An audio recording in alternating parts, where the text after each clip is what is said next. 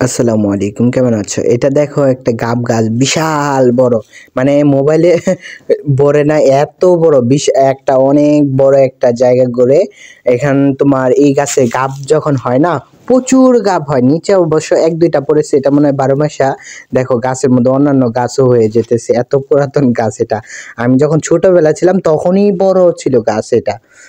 এটা আমাদের ফুফুর বাড়ির এদিকে, ফুফুর বাড়িতে গিয়েছিলাম, পরে ভিডিও করতেছিলাম। এটা এই মানে এই এরিয়াটা নতুন করেছে মনে হয়, অনেক প্রায় 2 থেকে 3 বছর পরে গিয়েছি। এর আগে একটা চিকন ছিল, এখন একদম পুরাটা করেছে। আর এটা দুই পাশে জঙ্গলের মতোই, ছোট্ট একটা জঙ্গল, এর মাঝখানে রাস্তা। সুন্দর আছে রাস্তাটা, এই জন্য ভিডিও করলাম আর কি। আর ওই যে সামনে গাছটা অনেক সুন্দর, অনেকটুকুই বড় এটা।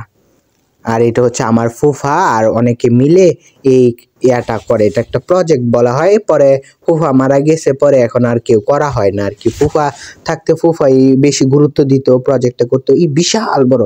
আর এখানে গেম খেলে মানুষ, দেখো গেম খেলে একদম পরিষ্কার বানিয়ে ফেলছে গাছ।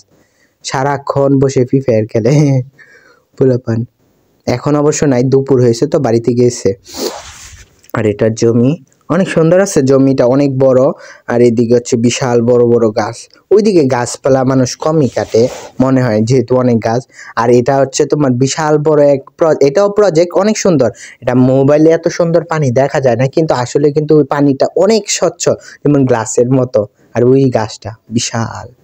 আর এটা হচ্ছে সর্ষে ফুল গাছ। সর্ষে ফুল অবশ্য অনেক সুন্দর দেখতে, যেহেতু হলুদ কালার। আর এখানেও মানুষ বসে ফ্রি ফায়ার খেলে, দেখছো কত সুন্দর করে বানিয়েছে।